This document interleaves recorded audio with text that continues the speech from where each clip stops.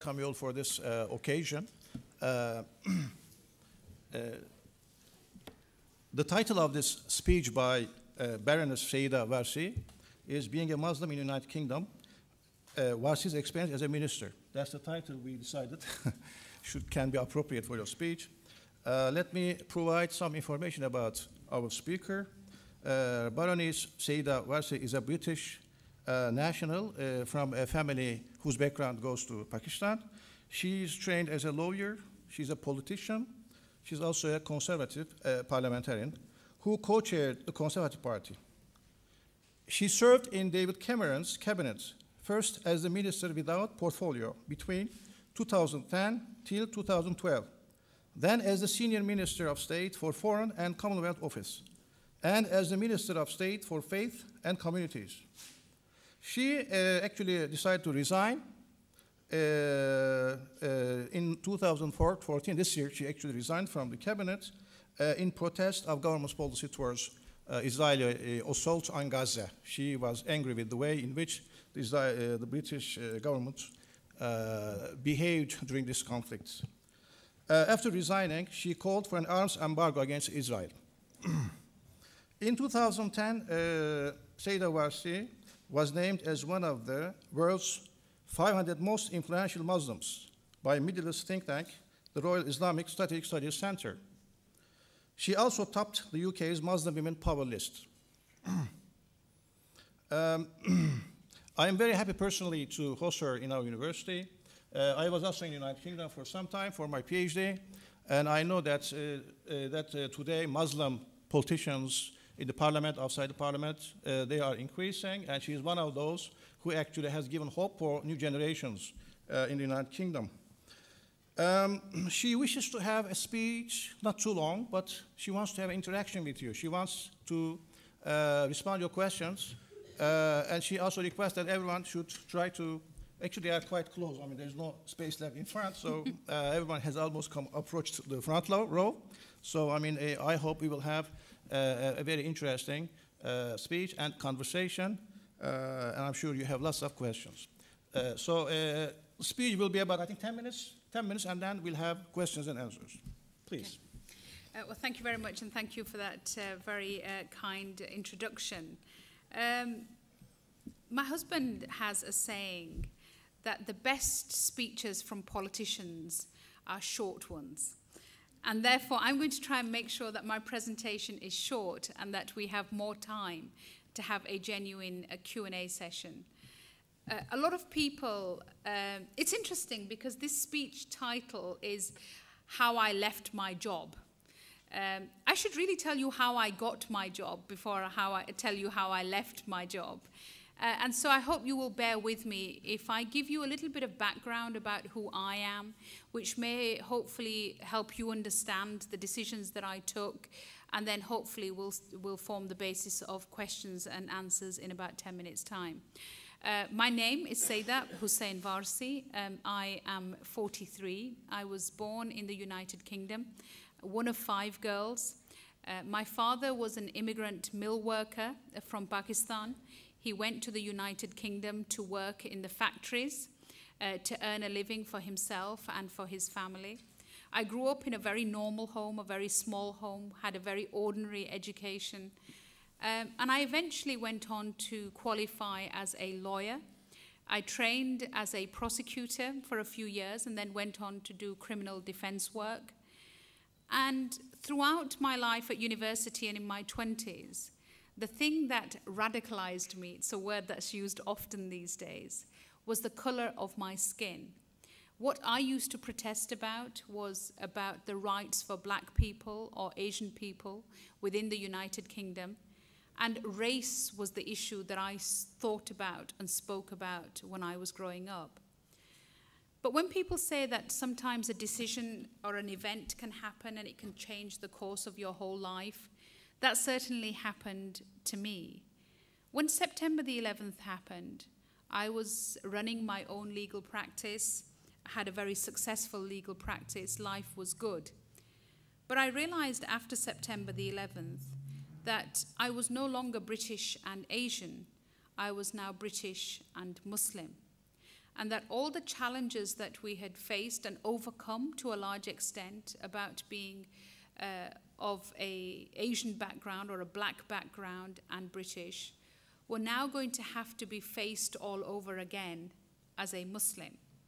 And my view was, I'm not really prepared for this fight again.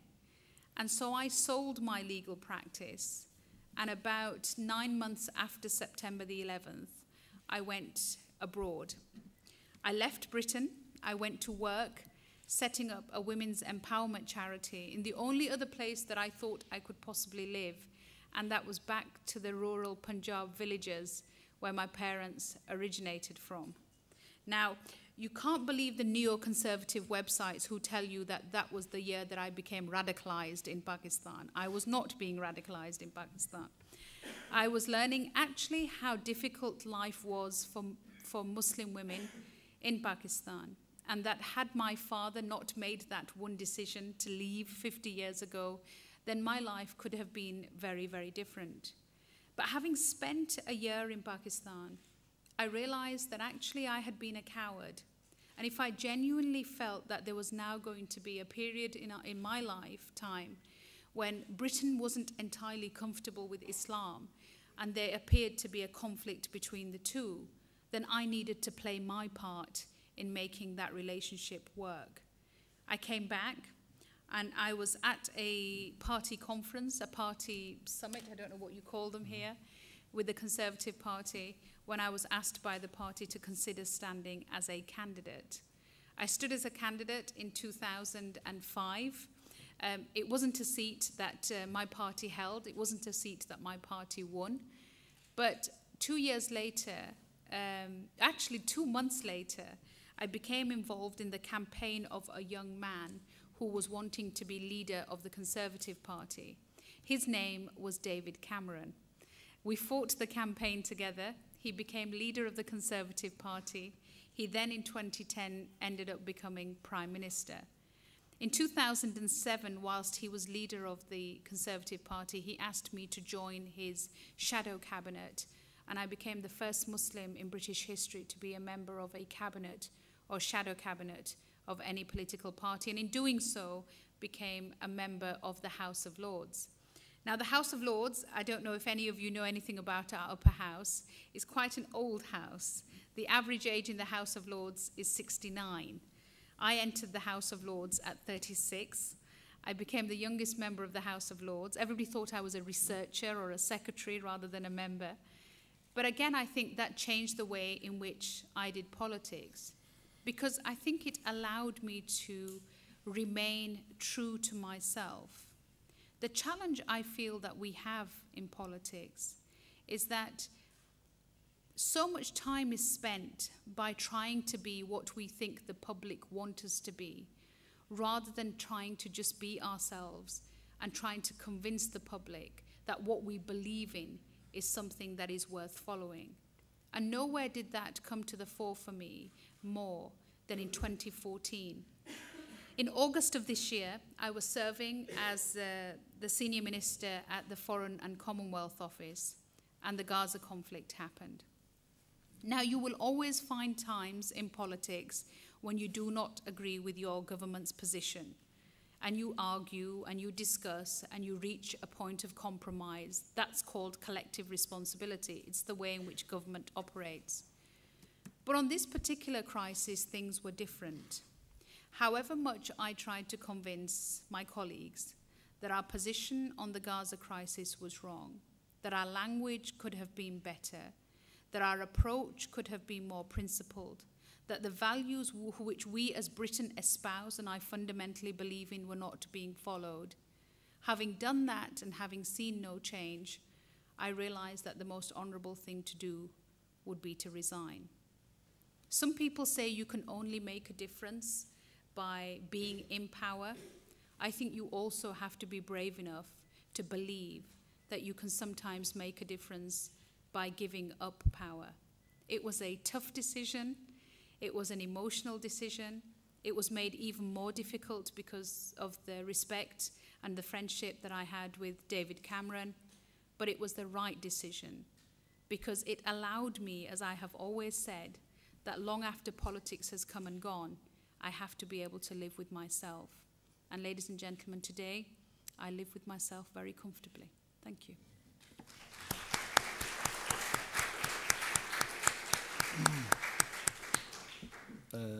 I would like to thank this very genuine, very sincere speech. And, you know, it's a very interesting experience, and I think everyone has probably some lessons to learn from this interesting experience. And I personally would like to congratulate her for her courage and for her principled stance against the British policy towards the Palestinians in general and Gaza in particular, of course. So we would like to, I would like to ask the floor to raise the kind of questions they wish to our guests today. Shall we take questions one by one? Yep, we'll take. And okay, as long as you tell us who you are and what you do. All right. So we ask them to stand up and to introduce themselves first, and then they we expect their questions. All right, the floor is yours. My name is Gary Chambers. We've actually met before earlier this year in Aberdeen, when the British government came up to Aberdeen for that cabinet meeting. Yeah. Conversation.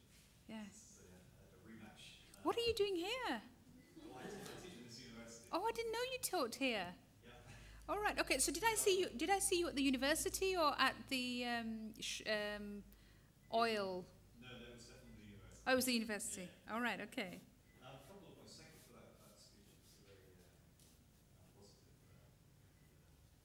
revealing speech, and very different from the usual kind of on-script, on-message kind of politics that people in Britain are sort of fed up with, which is a major issue in itself.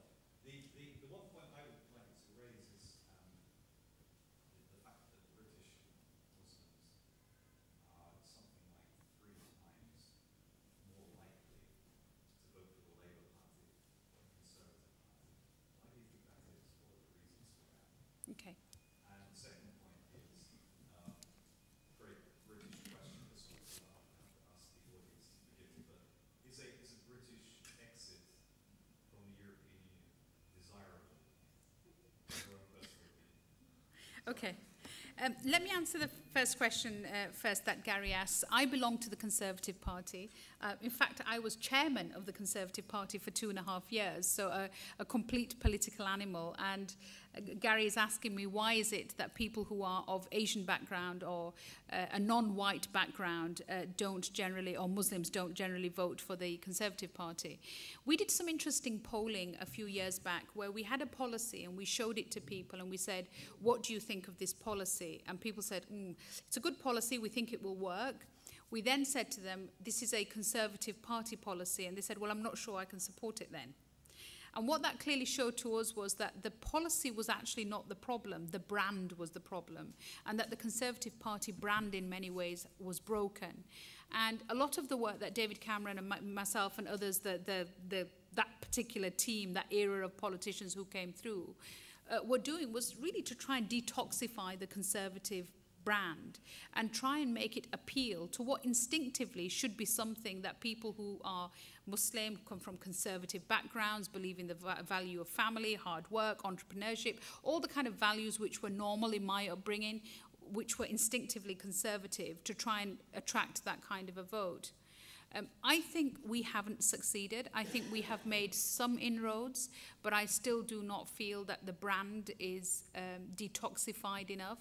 I still feel that our history, when we made stupid comments about immigration and people who came into Britain, still stay with us, and it will take a long time for us to shake that.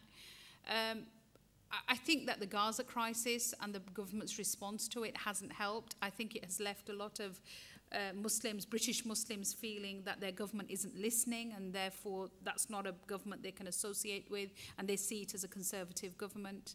And I think when we found out in 2010 that the single overriding factor for people who were instinctively conservative not voting for the Conservative Party was if they were not white.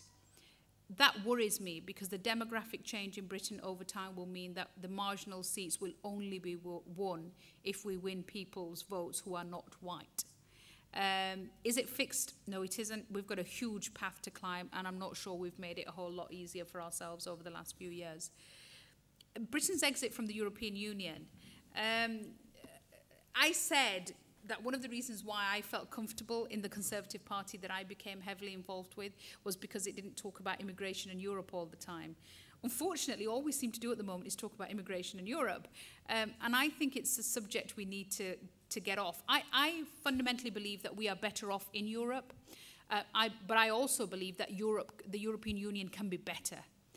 The European Union is probably one of the most the most bureaucratic, the most inefficient organization, which is out to promote trade, but on so many levels hinders free trade happening. And therefore, for me, I think that the European Union is not fit for purpose at the moment. And therefore, what I want to do is to see a fitter European Union and to be part of that, rather than a Britain that exits the European Union. Thank you. Next question.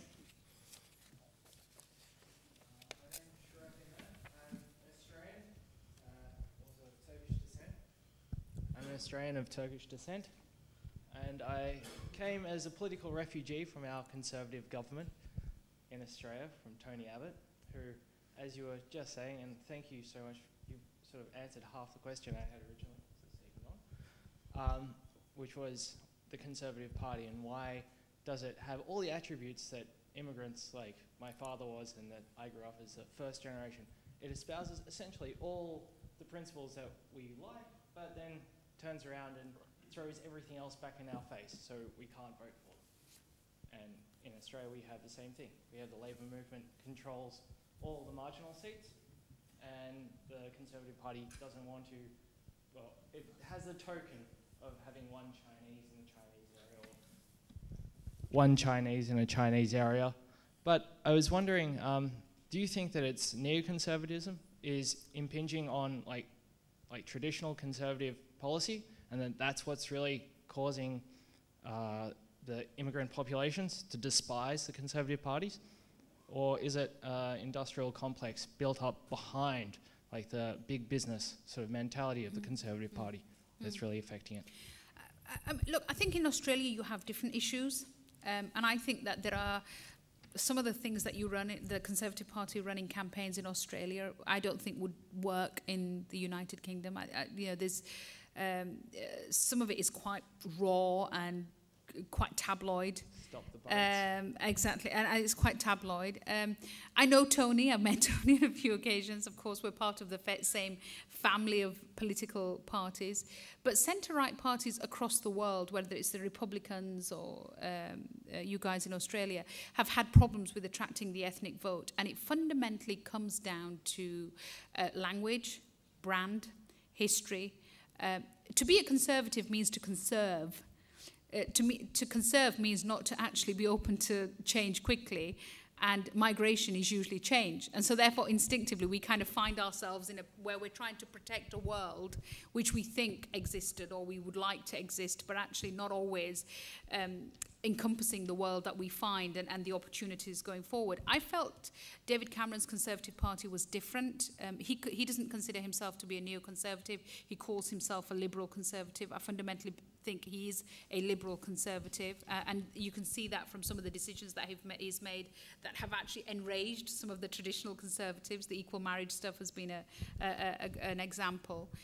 But the demographics dictate, certainly for us in the United Kingdom, that we will not win majorities unless we start winning over the minority communities. And therefore, the reality is we are going to have to change, however uncomfortable we find it. And just quickly, part two is, do you find that there's a massive split in your Conservative Party between neocon and where you position yourself? And is the internal party mechanism sort of against you as a Muslim, or is it sort of more open than we would imagine. Okay. I mean, most political parties are very broad churches.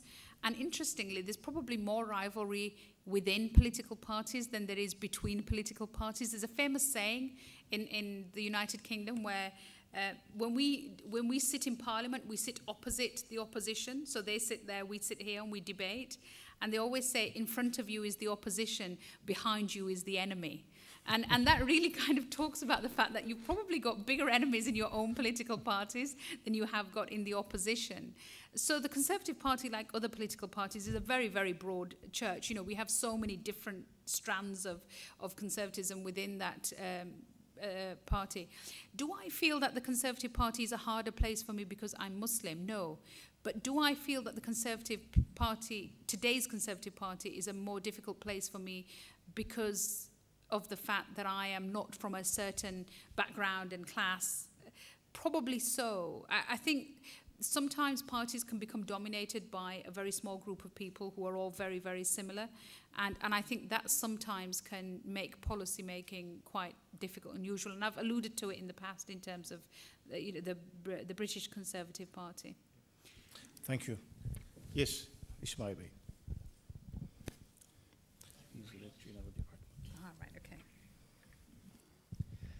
Thank you. Thank you for the speech. I am Ismail. I am teaching political science here in the university. Do you see a significant difference between the Labour and the Conservative parties when it comes to the question of Palestine, especially, more specifically in the Gaza crisis recently, but in general? And if so, how? Yes, there is a distinction, and the biggest distinction really was made about 3 weeks ago when the Labour Party, during a parliamentary vote in the House of Commons, voted as a political party for the recognition of Palestine as a state.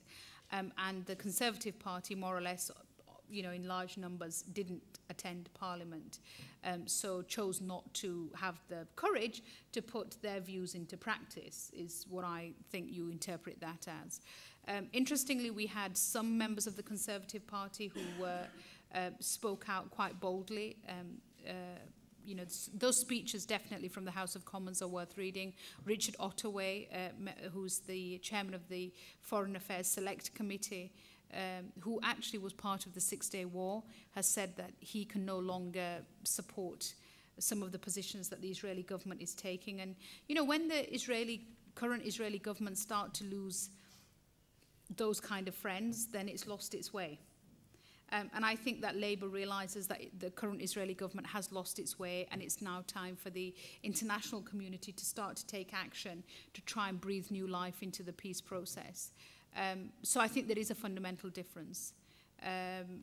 What I hope is that, you know, that continues to remain so. I think sometimes in opposition we seem to have more principles than we do when we're in government, and when we're in government we seem to be able to park them more conveniently. We had 13 years of a Labour government and not a lot of progress was made in relation to the Middle East peace process. So, you know, I just sincerely hope that when governments, you know, do get the opportunity, when parties get the opportunity to be in government, that they start to implement some of these views.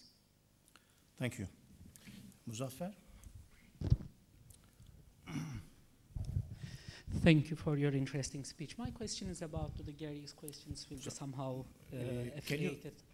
affiliated, which is that all over the Europe that the conservative Muslims, whether Moroccan background or Arab background or Turkish background, this is a little bit different in the Pakistani Indian case that in England, but conservative Muslims are hesitating to participate in the national or European politics in general.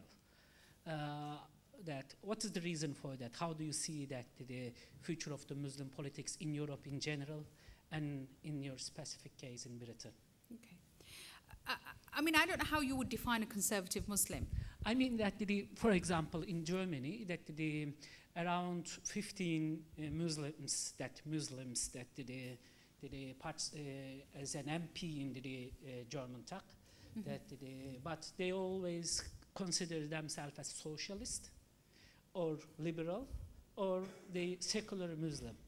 And they are refraining to talk about, for example, in the case of Gaza, they are not brave as you, Or in the case of Belgium, for example, there is only one, which is not only national, that Mahin Rozdemir, which is, for example, that none of them are, for women, that none of them are wearing headscarf. They say is that we are refraining to do. Okay. Something like that. Because Okay. actually, just I am looking for their discourses that they use, because they identify themselves as secular, or secular Muslim, okay, can be understandable, liberal Muslim, or socialist Muslim, so on and so forth. That's why, how do you see that? Okay. Because especially in terms of the Britain, which is about the British Nationalist Party is rising and so on and so forth. That's why. Okay. Thank you. Well, you know, I don't define myself as any of those things. I don't define myself as a conservative Muslim, a liberal Muslim, a secular Muslim. I define myself as a Muslim, and I leave the Almighty to decide how religious I was. Because ultimately, whether I wear a scarf, I don't wear a scarf, whether I consider myself to be liberal, illiberal, you know, how I conduct myself, my values, my principles, I think we will be judged according to that. And we all have our own interpretation of how we practice our faith. The worrying trend that I see in politics, and interestingly, I have the opportunity to speak to a lot of politicians in the West who happen to be Muslim, the fear of being able to publicly say, I am a Muslim, is there. And there are now politicians in the United Kingdom who say, I'm not a real Muslim, I was born a Muslim, I'm not a practicing Muslim, I'm a secular Muslim, even say I'm an ex-Muslim, whatever that means. So, you know, there are all these kind of labels people like to give to themselves. I just say I'm a principled politician and I happen to be Muslim. I think there are lots of principled politicians who aren't Muslim, and I think there are lots of Muslim politicians who aren't principled. So I think these definitions are sometimes difficult. I think that, unfortunately, the culture and the climate in a country can sometimes make people feel that if they express themselves in a certain identity, then they may not succeed in a job. And that's not just in politics. That could be in banking or business or in a whole series of jobs. There was a time, you know, when politicians would get involved in politics, black politicians would get involved in politics and say, oh, but I don't talk about black issues. Or Asian people would get involved and say, I don't talk about Asian issues. Even women would get involved in politics and say, oh, and I don't do female issues. As if somehow when I walk into a room, people aren't going to know she's female and she's brown. It's not obvious when I walk through the door that if I pretend that I'm not a woman or I'm not Muslim or I'm not Asian, I'm going to be able to kid everybody and they'll all work out that I'm not. You know, this is what I say. We have to go back to an age of authenticity in politics. People dislike politicians. They dislike bankers more, alhamdulillah now, but they dislike politicians. And the reason why they dislike politicians is because they never know whether the face they see is the real face. And the one thing I can say about your president, actually, interestingly, is, you know, whatever your view of him is, you pretty much see who he is. You know, you might not like it all the time, but he's out there telling you who he is and what he believes in. And I think sometimes we have a politician called Boris Johnson. He's very posh. He comes from a certain background. He wears his crazy hair. He says crazy things. People love him.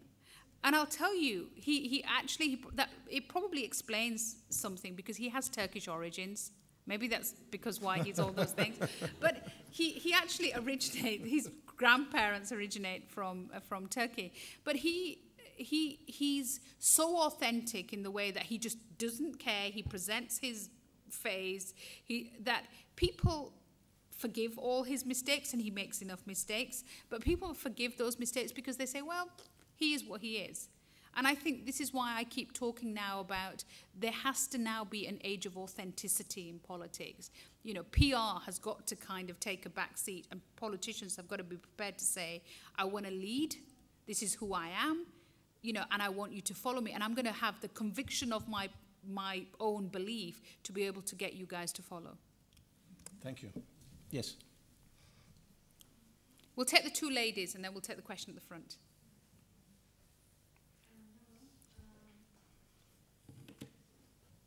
Hello. Okay. My name is Lama. I'm Syrian, and I was born and raised in Saudi Arabia. I might ask a weird question, but it's really important for us.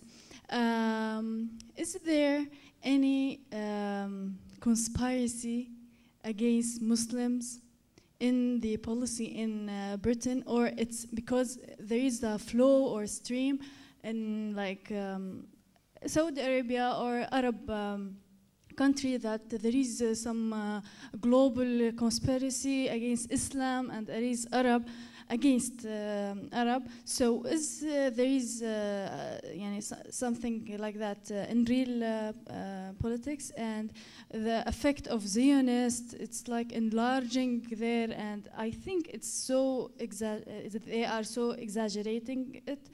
So please, I need to. Okay. Is there conspiracy against Muslims in Britain? And is it right for, say, Saudi Arabia or the Arabs to believe that there is this conspiracy? I actually fundamentally believe that Muslims can do so much damage to themselves, they don't need anybody else to do damage to them. I actually believe that I actually believe that the Arabs can do so much damage to Muslims that Britain doesn't need to do any damage to the Arabs, you know? And therefore, I think blaming somebody else is always easy. My mum has this feeling, you know, actually pick your finger up and point your finger at me. All of you do that. Point your finger at me. Right. Count the number of fingers that are pointing back at you. 3. Whenever you point your finger at somebody, you usually have 3 fingers pointing right back at you. And my mum always says that because she says that for every one reason you can blame somebody else, think about 3 reasons why you might be doing something wrong, which is why life is so bad. And I would say to Muslims, think about 3 things that we Muslims do wrong, which make the lives of other Muslims awful, before we start to look at places like Britain and say Britain must be doing something wrong to make our lives so difficult. I have had the privilege of serving at the heart of the British establishment. I've had the opportunity to sit in a whole series of meetings and read all the paperwork in relation to different countries, and I can absolutely tell you that we do not have the time, energy and money to be running around the world causing problems, because we have enough problems of our own. And I think that we have to as a Muslim community, and I count myself in that, we have to kind of wake up and start taking responsibility for things. Look, when I disagreed with my government on the Gaza policy, I resigned. I told the Prime Minister he was wrong.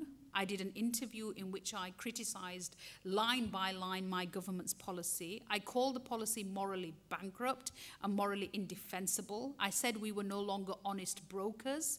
You know, I was incredibly frank and direct in my criticism. I still speak to David Cameron. Nobody's put a bullet through my head. Nobody's locked me up. Nobody's put me on trial.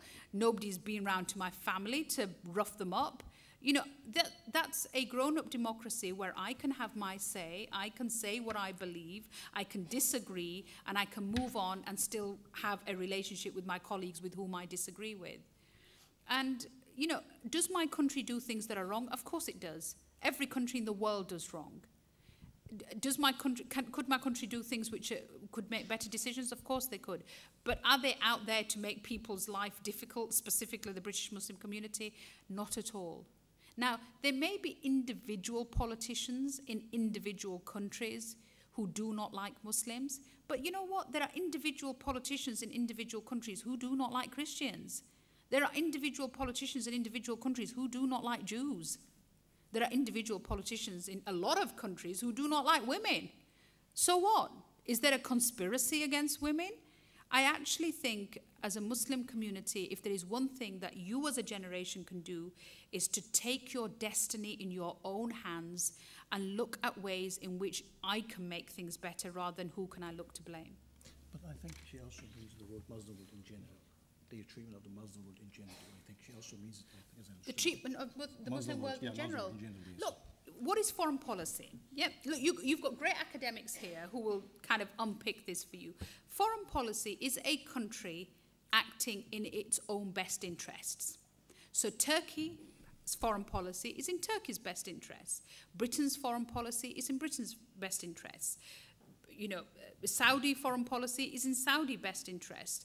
I do not believe that there is any country in this world who is so altruistic that they will say this will cause me and my country huge damage but advantage that country over there, so I will have this policy which will advantage them and disadvantage me and my people. No country does that. And Britain doesn't do that. Britain does what is in its interest and in the interest of its own citizens. So let's not be naive to think that we are all these great kind of, altruistic thing.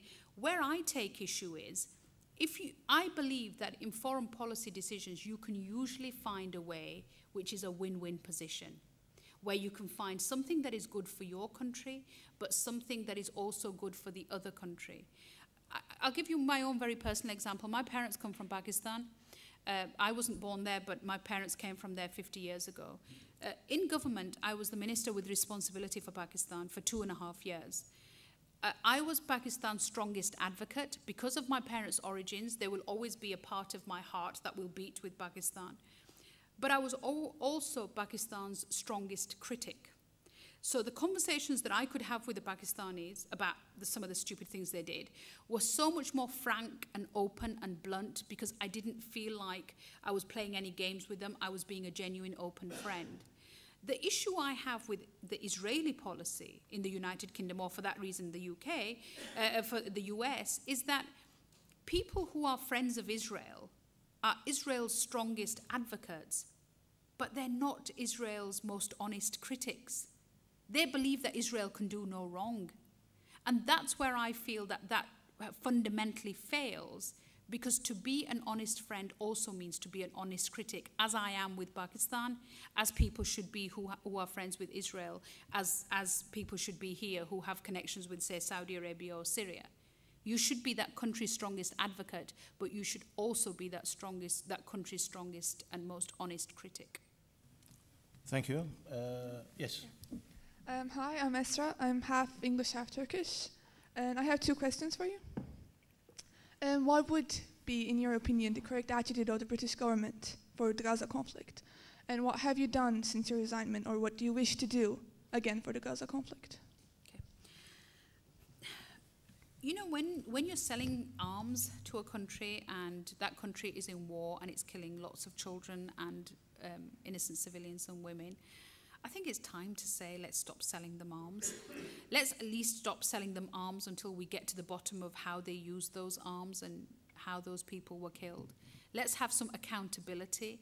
And for my own sake, as a country, should I not be thinking, I don't want to be part of what may happen out there? There are lots of places around the world where we can sell arms to without necessarily having to sell it into a place. And we have obligations. We have quite strong legislation which we have to satisfy. And I'm not sure that we entirely went through that process appropriately. What have I done since I've left? Since I've resigned? Well, I've finally had some time with my family. I sleep better. I've been a minister in opposition and in government for over 8 years, so it was an opportunity for me just to stand back from it all. The Middle East and the issue of Gaza will never leave me. Interestingly, when I meet people, they rarely, they don't say. Last week, I met the Amir of Qatar, and he didn't say, "Oh, when you were in government, you did this, this, and this." He said, "Oh, brave decision to resign over Gaza." And I thought, I'll probably be the person who gets remembered for resigning over Gaza rather than the 8 years that went before that. But if that's what I'm going to be remembered for, I can see me spending the rest of my life campaigning on that issue. So I'm hoping, inshallah, to be in Gaza in December, if I'm let in. And this is my first visit since my resignation overseas. I wanted to come to Turkey. I wanted this to be one of the first places that I came to. It's been a fantastic visit. I'm also setting up a foundation to do some work on religious freedom, on the rights of women. So all of that is in the pipeline. So lots of time to do lots of things that I haven't done for a while. And, what happens from there, I don't know. Thank you. He was supposed to ask ask the there's a question Yes, there. yes, it's his turn. Hello, my name is Taha Enes. I'm Turkish, semi-American, I could say. So We'll forgive you. So, like, when you speak of trying to convince your colleagues, your former colleagues in the cabinet about Britain's policy towards Gaza, we have a general picture of what were you saying, your arguments, but what we really want to know is that what were their arguments against you in defending their stance? Okay. Look, there is a sincerely held view in government, in the British government, that to criticize Israel will mean that we lose our authority with Israel. We lose our ability to be able to move their positions.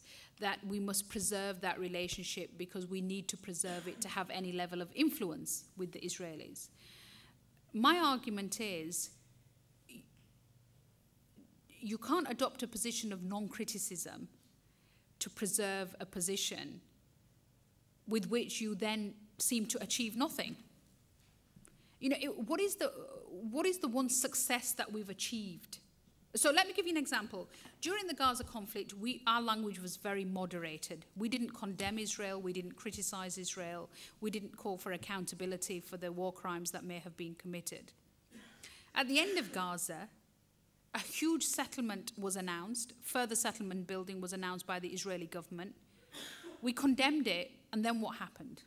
So this relationship and capital that we'd built up with the Israelis, how were we using that to make any difference? And therefore, for me, what I'm saying is this is a relationship for relationship's sake rather than a relationship to make a difference. And I go back to what I was saying in relation to Pakistan. I have a great relationship with successive Pakistani governments, but I have also had the most, frank, blunt, brutal conversations with the Pakistanis. I don't see those conversations happening with Israelis. And therefore, I think it's a sincerely held view that we must preserve that relationship at all cost, because we can then use it to make them move to a position which will make the peace process more likely to happen. I actually say that isn't working. You might think that's a good policy, it isn't working. And when a policy isn't working, it's time to change that policy. All right, thank you. Some new, yes, I think you haven't asked a question, yes. First of all, welcome to Turkey. I'm sure you enjoyed the visit. As you've been in Parliament, and that Prime Minister, Close, please, close. made an Eid speech saying really nice things about Islam, its peaceful religion, and the ones who give the most charity, etc. Seemed like a brilliant video, well done. But then very shortly afterwards, we see something like ISIS come up in Iraq, and then the guy in the video has a proper British accent. And I was thinking, do you see any relationship there? Because when we look at the second video, it doesn't sound like the first one, even though it's the same guy. It sounds digitalized. So it's been manipulated, and it looks like a studio effect. Do you think this is some propaganda that we don't know about? And do you think it's a coincidence, that message, and this shortly coming up afterwards? What's your opinion? Okay. Well, first of all, the Eid message, I'm glad you liked it. I helped to write it, so I'm really glad you liked the stuff that I helped to write. Is there a connection between the Prime Minister's speech and the ISIS video? Absolutely not. Do ISIS need us to put out propaganda to make them look bad? I don't think so. I think they can make themselves look bad all by themselves and do it really effectively. Are ISIS a brutal regime? Absolutely. Are they out there committing the most awful human rights abuses? Yes, they are. Do they represent Islam? No, I don't think they do. Do they represent any of the values of Islam? No, they don't. If you were to put on paper the blueprint for the group that would bring Islam into disrepute, you'd create ISIS. So I think that we have a very simple issue when it comes to ISIS. Rather than trying to find a million conspiracy theories as to where they came from, I think we just need to get on with tackling them. because they are the biggest threat to Islam and Muslims that has happened in recent years. When Al-Qaeda turn around and say, we are disassociating with ISIS because they're too extreme, I mean, it's kind of an indication of where they are on the spectrum. And I think that the longer we say, well, ISIS is something that was created in London or New York and, you know, it's got nothing at all to do with anything in Iraq or Syria, the longer we have that argument, the longer we actually waste time in dealing with them. I just feel that there is a tendency for us to, I think coming back to the question I heard before, there's a tendency for us to think that there is this major conspiracy out there and lots of people are out there to make the lives of Muslims really difficult. But I come back to this, you know, I can assure you, and I can assure you just from my own experiences, Muslims can make the lives of Muslims so difficult without the help of anybody else. Thank you. Just one last question. Yes. Just one final one, if it's okay. Okay, a short one, a very yes, short one. Yes, a short one. Yes. When we look at certain policies or the way the media, like the BBC, like their tone towards Palestine and like what Israel do you think this is more to do with their loyalty to Israel? Or more to do with they just don't like Muslims. Maybe we, us Muslims, have put ourselves into this position. Is it to do with like they just don't like us, and that's the reason why they do this? Like one of the journalists in the BBC quit, and in his Twitter account is showing the true light of what's really going on in Palestine. What is your opinion? No, I think there was all sorts of criticism about how different media channels dealt with the issue of the Gaza conflict. Channel 4 was criticised by the Israelis for being too pro-Palestinian. The BBC was criticised for being too pro-Israeli. You know, if I could actually get the media to write fairly and independently, then my life as Conservative Party chairman would have been made a whole lot easier. You know, there is bias in the media. There's bias in newspapers. There are certain papers that are considered to be pro-conservative or pro-Labour. There are news channels that are considered to be pro-conservative or pro-Labour. This happens all over the world. But again, I think what we have to do is, you know, I say fix the problem. If you feel that the media is biased, encourage your kids to be journalists. You know, if you feel you want to if you feel you don't like something, well, get involved and be the change. But I think, you know, what I don't want to do is I think the Muslim community in Europe and the Muslim community in Britain will fail the most when it starts to see itself as victims. And however hard it is sometimes on a daily basis because of the Islamophobia that is present in the media, you've just got to be prepared to pick yourself back up again and say, you know, I'm not going to allow the community to be a victim community, because then as a community we've failed. We have to be an active, front-footed community that wants to be the change that we want to see. There's a lady at the back who wants to ask a question. And then two ladies here. She's a constituent. You met her as well, I think. No? Hello, I am Ayşe Güveli. I am a sociologist in the Department of Sociology at Essex University, and I'm a visiting scholar here. I am a Dutch-Turkish person from an immigrant background, like similar background we have there. Well, I would like to, and I'm doing research on migration, mainly on new migrants in the UK, like Pakistanis and Polish and Turks in Europe. In our research, it comes forward that people vote for, mostly migrants vote for left-wing parties mainly because of human rights and rights. They think that those parties will improve their positions. And so for the Netherlands, I mean, you might know, I'm sure you know, this multicultural society it was in the beginning, and I mean, and it turned around now with the rising right-wing votes there. And I think it's coming in the UK, seeing that far right is on the rise in the UK. So, and I'm a bit puzzled that you still, well, you might still, I mean, it's your opinion, of course, but you emphasize this family issues. But do you think that those issues are and must be the priority of mostly immigrants or ethnic minorities in the UK? Okay, I mean, look, at the end of the day, most people will vote for a political party for a whole series of reasons. I think mainly you look at a party and you think, what will it do for me? Will it improve my chances of getting a job? Will it improve my children's education prospects? Will I end up going to the hospital and getting a better service? Will it run the country in a way which will be better for me and my family? Then, of course, there are the emotional issues, which are, you know, does this party... is this party for people like me? Is this a party that I can associate with? Is this a party that I can align myself with? And a combination of those factors will eventually end up with the outcome. And I think it's on that second set of factors, the emotive factors, which I think stop people from migrant backgrounds voting for the Conservative Party. In terms of the far right has never succeeded in the United Kingdom.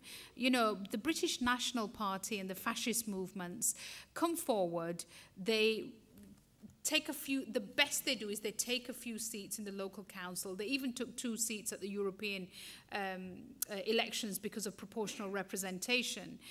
But then they just die because there are British people will moan and complain and they'll ask for less immigration and we don't like Europe, but they're not fascists. There is not a history of fascism in the way there is in some countries like Germany or France or other places on mainland Europe.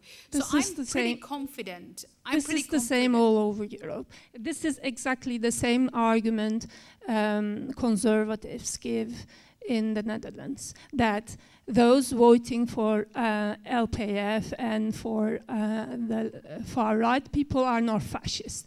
And they might not be, but they are against immigrants. No, but what I'm saying to you is that we never have electoral success for fascist parties in the United Kingdom. We've never had electoral success. Now we have right-wing parties. Some of them have got pretty nutty views, but they're not fascists. I mean, if you look at, for example, UKIP, which is the, you know, probably the most right-wing party at the moment in the United Kingdom, they are not saying, you know, they are not saying racist things. They are not saying that, you know, black people should leave the country or we should do this to Muslims. In fact, they've got people from Muslim background who are their elected representatives. I don't like them. I think that their views are unsavory. But do I think they're the equivalent of the fascist parties in Europe? No, they're not. So, you know, there was a time when in the United Kingdom we thought that the British National Party was on the rise, and I was on a key headline political program in the United Kingdom called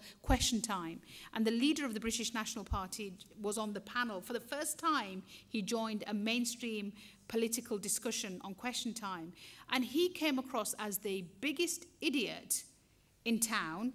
Everybody in the studio just turned on him. All the panelists just turned on him, the country turned on him, and actually by getting that exposure it was the beginning of their end.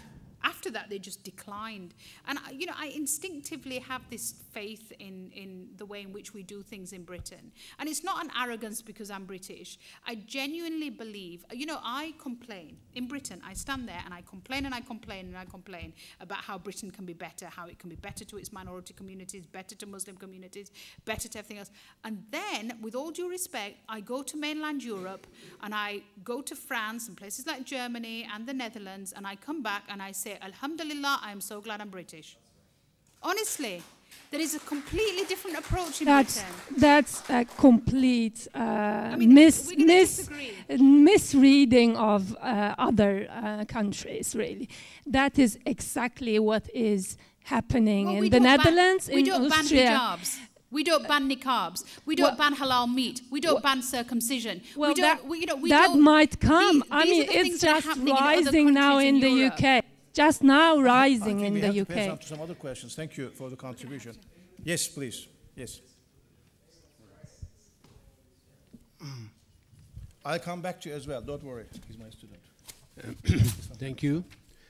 My name is Nuri Birtek. I'm a retired civil servant from Ankara. Thank you very much for your excellent points of view.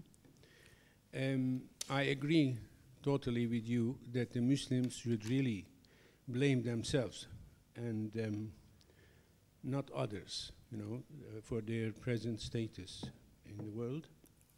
But at the same time, I have a question to you. Mr. George Galloway blamed on the House of Commons for being responsible, totally responsible for the Palestinian tragedy. How do you view his points of view? Okay. Thank you. You know, I have, it's interesting because my 2.5 years as Foreign Office Minister, you travel all over the world, you answer questions on so many places around the world at the dispatch box. And when civil servants like you used to come and brief me, I used to say, where is this country first? Because, you know, why should I know about every country in the world? Secondly, what are its current problems? And thirdly, did we have anything to do with it? Because unfortunately, Britain, because we were a colonizing country, have been all over the world, made some places great, left great legacies in a lot of places, but yeah, left a few mistakes in all over the world as well. And we have to accept that. You know, every country, if it looks through its history, could say we could have done things better. The Palestinian issue, like the Kashmir issue, for example, because of where my parents come from, are two examples of issues where, you know, we could have done things better and we could have done things differently, and we do carry a responsibility, some responsibility, in making things better. But I do not believe that every problem in the world is created by the West or the UK, and that every problem in the world can be resolved by the UK and the West, which I think is sometimes a position that people take. George is George. I mean, I don't know how much you know about George. People love him or loathe him. He's a bit like Marmite. George says a lot of things. For me, what I'm interested in is what actually happens. It's very easy to just talk about things and, you know, make these huge grand statements, but what do you actually do in terms of making things change and, you know, making things better? I also think that, you know, kind of self-loathing all the time. I think there are moments, for example, I visited India when I was a minister, and I went to a place called Jallianwala Bagh. I don't know if anybody knows the history of it. We had a really bloody battle in Amritsar. One of our generals made an awful set of decisions, you know, and killed lots of innocent civilians. And there are moments like that when, you know, you can say, you know, we made some horrible mistakes in the past, but I don't think you can spend the rest of your life judging the decisions that you make, that you made 60, 70, 80, 90 years ago, and seeing them in the context of today and saying we're really bad people. Yeah, there are things we could have done differently. What I judge my government on and what I judge Britain on today is what are we doing now? And I think we have a great record on human rights. We have a great record on international justice. We have a great record on accountability. But we do not apply it when it comes to certain countries. Israel is one of them. And that's where it is right to say, these are my principles, my British principles. These are not my Islamic principles. These are my British principles. Why is my country not following its own principles when it comes to Israel? And that's the point where we have to say my government's lost its way. All right. Abdul Basit, yes.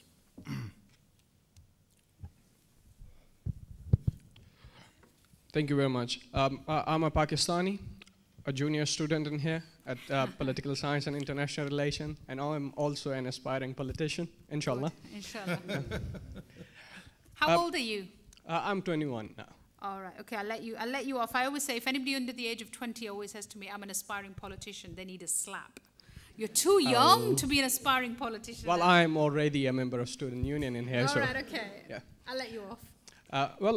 I think we see always, as Muslims, we see that the Western attitude, the Western neoconservatism, or Western Islamophobia is something very negative. While I myself, I perceive it as positive. Had there not been any, radicalization imposed on you, you would not be an accidental politician. Had not there been any crusades, Europe would not have realized their relative position. There had not been any Renaissance, any Enlightenment. I suppose it's gone. No, it's fine. Okay. I suppose, due to those things that are emerging, that are rising in the West, in Europe, in Britain, in North America, they are actually helping us to realize where we stand. They're helping those sons and daughters of immigrants that know their identity is not being an immigrant, but they have to play an active part in those societies. They have to break that wall, but in a legitimate way, not using violence. Would you agree if I say, if there was no 9/11, no discrimination against Muslims, do you see that you have Okay. how many others are there who face the same realities and who will come and replace you as you have stepped down? Thank you.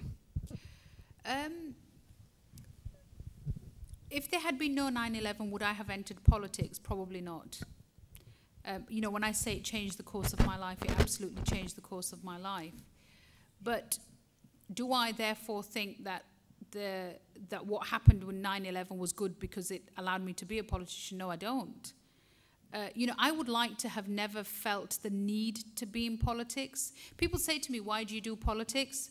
And I say, because I do politics because I hope that one day my children don't have to. Politics is a ruthless place. It is a crazy world. It is a soulless place on many occasions. It is not something that people should make as a career choice. It is something that you should do because you are so tormented in the soul of in the deepest, darkest hour, when your soul is so tormented that you can't sleep, that you think, I'm going to have to do something about this. You will understand this because you understand Urdu. Politics for me is a majburi, not a choice. Majburi interpreted as a necessity, not a choice. In Turkish, that's mecburi. Oh, does it say majburi? Oh, there you go. See, I can speak Turkish. You say mecburiyet that. And so it tempers the same thing. So I therefore, I hope that I would never encourage any of my children to go into politics. I can't see any of them going into politics. It is not a great world to be in. But people who go into politics, I hope that people who go into politics do so because they are fighting to make the world a better place. And I tell you, the fight to make the world a better place is an awful place to be. There are much better ways of living your life than being in politics. And that's why, whenever somebody says to me, I'm an aspiring politician, I say to them, what's keeping you up at night other than the beautiful girl you love right now? Because at 21, that's probably what's keeping you up at night. Because if anything else is keeping you up at night, then you're an aspiring politician. Go. I don't know your parents. You don't have to justify it. I think you wanted a question, I think? Okay. Yes.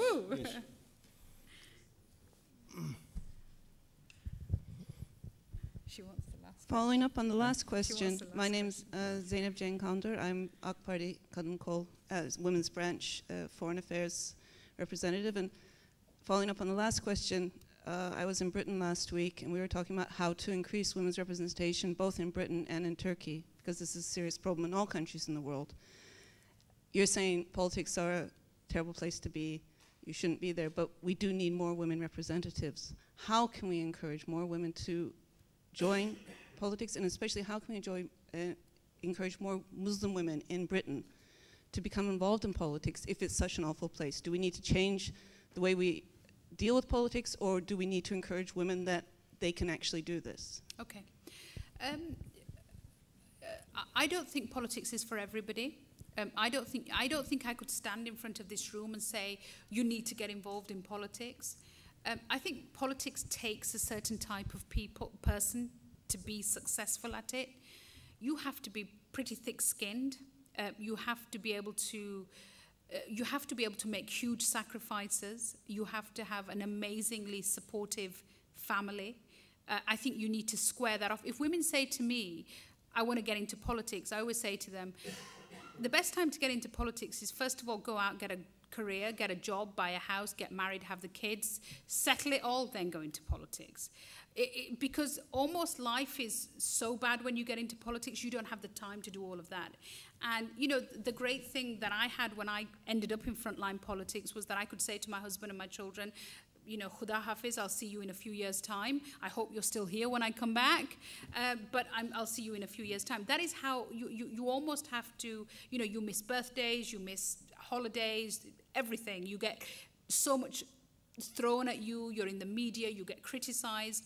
And unless everybody around you is ready for that, I don't think you should go into politics. So I think when you encourage men or women to go into politics, I think you should give them a very realistic picture of what they're setting out to do. Because then, you know, they will be able to cope with it better. The number of female politicians who join politics and then say, oh God, this is not for me, I can't do this, and then leave, that's worse. It's much better to go in with your eyes open. I also think that when women get into politics, they should try not to be men. So I think that they should actually do politics in the way that they feel fit. And I think you have to be challenging. So there have been times when I've been in politics at the highest level in Britain, when people have made remarks about women. You know, it's not just an issue here in Turkey. I mean, you talked about Tony Abbott. Women, if you want to watch something, watch Julia Gillard and Tony Abbott at the Dispatch Box on sexism. It is a fantastic YouTube video. Anybody who hasn't watched that has got to watch that. You know, this is not something that happens in the Muslim world. This happens everywhere. And you have to be prepared to, it's almost like a playground when you get into politics, and you have to have the strength of character to say, to feel that you can criticize. You also, I feel as a Muslim, one of the things that sustained me in politics is my iman. I'm not talking about religiosity. I'm not talking about the number of times my head is on the masalla. I'm not talking about what I wear. I'm talking about that deep-rooted iman, where you have to believe there's a bigger purpose to all of this. And that you have to do the right thing, because there is something known as humanity which you have to be prepared to defend and preserve. So how do you get women to come into politics? One, I think be realistic. Secondly, make sure it's at the right time in their life so that they don't fail once they get there. Thirdly, having great mentors. So a lot of the things that I do, for example, is I spend a lot of time mentoring lots of other women. I mean, for example, I know you came to the United Kingdom. You spoke to, I won't mention names here, you spoke to an organization, you spoke to individuals. They have probably done the least amount to get women into politics. They are probably one of the most misogynistic groups you will ever find, yet they are the representatives of the Muslim community who want to bring women into politics. Nonsense. You know, if any woman ever rings me up and says, I want to go into politics, I will spend time and I will mentor them through, and I will tell them the pitfalls of what is about to come. So one of the things I always say to people I mentor is that I will reach down to help you up, and I ask one thing in return, that with your free hand, you reach down and help the next person up. And as long as women we do that, I think that's another thing that can help in terms of politics. But, you know, accept the reality. It's a tough world. And if you're going to survive in that tough world, then the one thing that will sustain you is your principles. When I resigned over Gaza, they wrote about me, and they said one of the things that the way they tried to capture it in the negative misogynistic press was that I had not resigned, I had flounced out of government. Now, only a woman could flounce, because no man could ever resign and flounce out of government. So I think we have to be quite challenging of some of the language that we use. You know, if a man is really successful in politics, we say he's authoritative and opinionated. If a woman is like that, we say she's bossy and awkward. You know, the way we describe women, for example, in the media, and that starts right from home. You know, I think the way in which we use our language and having a supportive family. My husband has built his life on trying to be a nobody. You know, it takes a great man to be somebody. It takes an even greater man to be a nobody.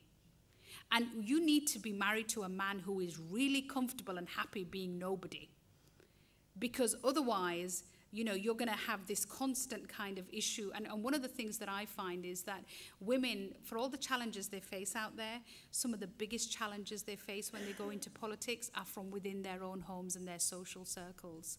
And I think if you get that, so if there's one message I send to the women out here, if you want to be politicians, grow a thick skin and be prepared for a fight. Men, forget about politics, find a great woman, marry her, and then support her to be a politician. That's the solution. All right, any other questions? Some new faces? Yes, please, yes. Hello, I'm Marwa Arman, and I'm a psychology major here, and I'm also minoring in sociology. And thank you so much for this great speech. And I also have a project about Muslim women, and that's why I especially want to thank you for being a influencing, role model for us. And my question is about your decision about resignation. And when you first tweeted about your resignation, I also tweeted about that, and some people criticized you about your decision because they thought that, if you were to stay there, you could have made much more differences. Do you think, is it true, or did you have any criticism about that? Thank you. I mean, I thought about it long and hard because, look, if you stay there, there are other issues that you can have an impact on. But what I knew absolutely was sure of was that I would not have an impact on the Middle East peace process and the Israel-Palestine-Gaza policy. And when you realize that an issue is so important to you and is so fundamentally wrong and you will have no influence, then I realized that the only reason I would stay in that job was not really to make a difference, but was to keep the job. If I was really true to myself, I remember sitting down and trying to listen to my heart on this and thinking, if I'm honestly true to myself, am I staying in this job because I'm going to make a difference to the Middle East peace process? Or am I staying in this job because it's a great job? It's not every day you get to sit around the cabinet table. The only reason I would have stayed would have been for myself, not to make a difference. And I therefore had to do the right thing. Okay, thank you. Thank you. Any other questions? Yes, please. Yes. Assalamu alaikum. My name is Sumaira. I'm a student here at Shire University, and I'm living in Germany. So you talked about the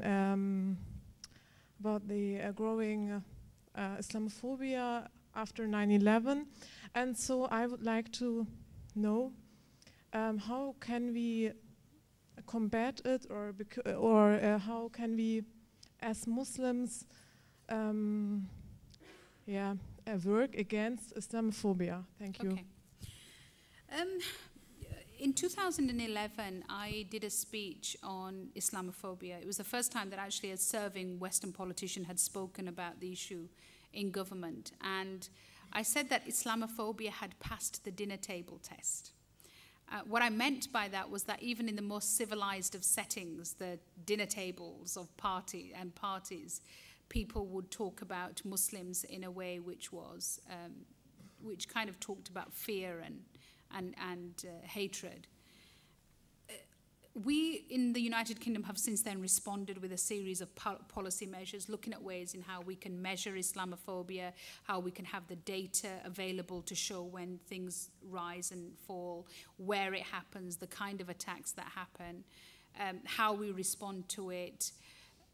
But ultimately, unfortunately, for 10 things that 10 good people do in the name of Islam, It only takes one idiot to do one bad thing in the name of Islam, and it just wipes it all back out again. This is a battle of a generation, and it's a battle which is both internal and external. The external battle is for Europe to start to recognize and be comfortable with Muslims as an intrinsic part of European countries. The internal battle is to make sure that the nutcases who do crazy things in the name of Islam become a smaller and smaller minority, and that the majority, the silent majority of Muslims, take the platform and take the mic. It isn't always easy, because I always say bad news makes good news and good news makes no news. You know, if you do something good, it's just not going to happen. But, you know, from sitting down with editors, from challenging what's happening in the media, from being involved in politics, from being public figures, from the way in which you conduct yourself, all of those things will start to eventually chip away at what is this, you know, slow kind of burning hatred, which I think is going to damage Europe unless we get a grip of it. There's been some incredibly effective programs that we've run in the United Kingdom. So, for example, one of the things in the UK, we became the first country to formally have a Srebrenica commemoration day. We felt that when Europe had showed Islamophobia at its worst during the genocide in Srebrenica, that is something that should be commemorated across the whole of the European Union. The European Parliament has said that we should do that, and I think that if there is one thing that each of you can do if you are linked to France and Germany and other places, is to say that it's time for those countries to now commemorate Srebrenica and learn the lessons from Srebrenica. So we take leaders from all different religious backgrounds to Srebrenica during the year, which then leads up to the commemoration event, which allows people to see how, when hatred takes extreme proportions, what the results of that can be. And that's why we need to challenge the hatred that we're seeing in European capitals. It's not going to be resolved overnight. You know, just like the race issue wasn't resolved overnight by my generation, the next generation, this is a challenge for your generation. But I think it can be overcome.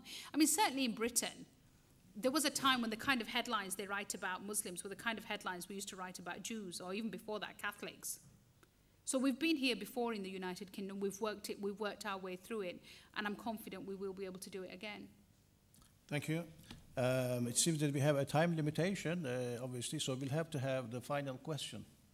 I think I promised to give the voice for you, so we'll get the final question. Thank you very much, and I'm sorry for the other friends, but it may be a bit personal. We asked lots of questions about United Kingdom, about your points of view as a country, as a politician in that situation. And now I have maybe more personal question, but I need it a lot. Let me introduce myself. I am Isra. I am from Macedonia, a little country with big problems. I am a TV presenter, fortunately, well-known in my country, but even more fortunately, a daughter of a diplomat, which used to be out of the political life. There are many women in my country who, due to their nation, so I'm an Albanian, who due to their nation and their religion, who are Muslims, could not, haven't been given the chance of a higher position than maybe a member of the parliament. As long as they were very successful, very well educated, and as long as they deserved maybe even more. So my question is, what are your suggestions? Because you're very, very inspiring, and I'm sure that all of us will get very high motivations from your side. What is the best way of breaking the ice, as long as I am in a world, actually now I'm in Istanbul, but at least I'll go back one day, and I'm in a world of hate just as long as I pass out from my neighborhood. I live in peace, but as long as I will enter that politics life, I will be in a very big, huge world of hate. What is the best way to break the ice as a new politician, as a woman, as an Albanian woman, which is very important for me, and the most important of all, as a Muslim one? Okay. The simple rule I would say is you've got to be true to yourself. When I talked about Iman, faith, it's an incredibly important thing. I was the daughter, one of 5 girls, of a poor immigrant. he came to work in the factories. He used to work 18 hours a day just to put enough food on our table and to send money to his family in Pakistan. Because I was one of 5 girls in a Muslim home, I'm sure there's 5 because my mom and dad kept trying for a boy. And there was a sense when we were growing up that my mom and dad had failed because they didn't have a male child. And it could have been so easy to give up and think, isn't life so bad? But for me, the fact that this ordinary girl from a very poor family with an ordinary education ended up being the first Muslim at the cabinet table, you can't prepare and plan for that. So the one thing I would say to you is have some faith. If it's meant to be, it will happen. Against the odds, if it's meant to be, it will happen. Secondly, be true to yourself. Do not try and be something else to get somewhere, because when you get there, you might have forgotten who you are, and then you're useless. So always remain true to yourself. Thirdly, fight like hell. Never take no for an answer. Humor is a great way of dealing with it. So I, for example, have lots of people who I work with in government who went to a very posh school, who have great backgrounds, whose fathers and grandfathers were in politics, and they're very rich and very successful. And the way I deal with it through humor is I always say, look, excuse me, I'm really sorry I didn't have the same schooling as you did. But actually, God, I had a crap schooling and I ended up here. You had a great schooling and ended up here. Who's brighter? So humor is a great way of actually dealing with some of those issues. If you come from a working class background in the way that I did, you spend most of your life thinking that somebody's going to tap you on the shoulder and say, what are you doing here? You don't belong.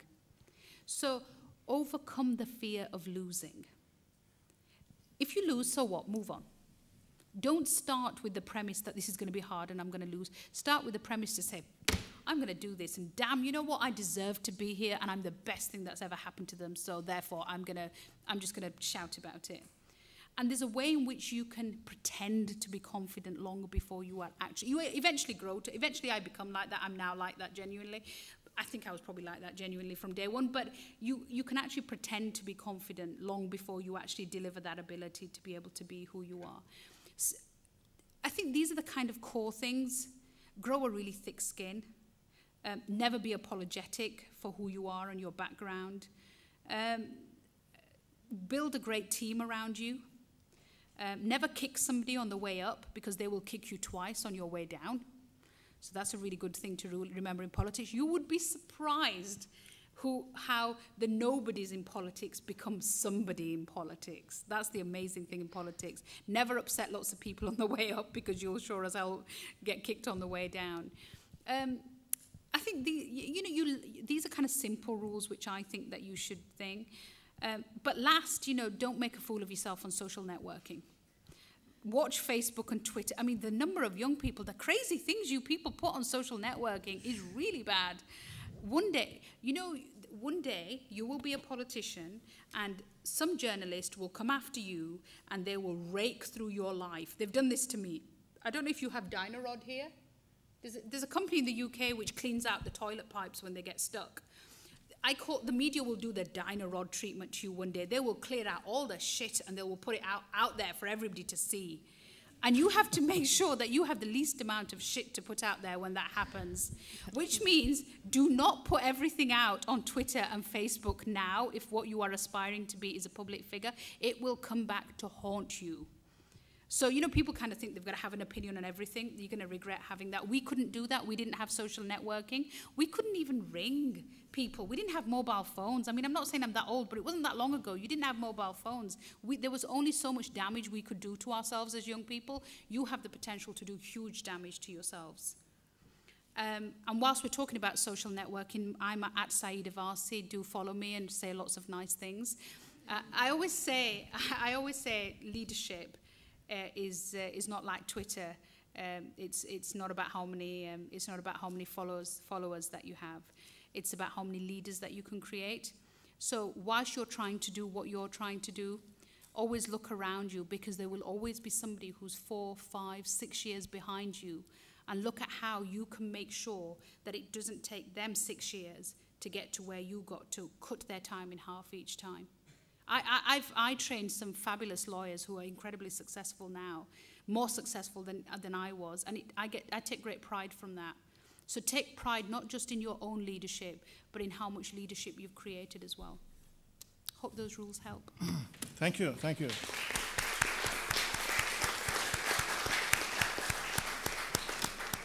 So I thank Baroness Saida Warsi for this inspiring speech, and she has given some manuals for aspiring politicians. Some of the audience may have changed their minds about being politicians, I guess, after the speech, but some of them are inspired, I'm sure. It was a very colorful speech, and we have, I think, a lot to really learn from her experience. So we thank her for this speech, inspiring speech, genuine speech, and we would like to see her again in our university in the future, hopefully. Another applause, please. Applause, please. Thank you. Thank you.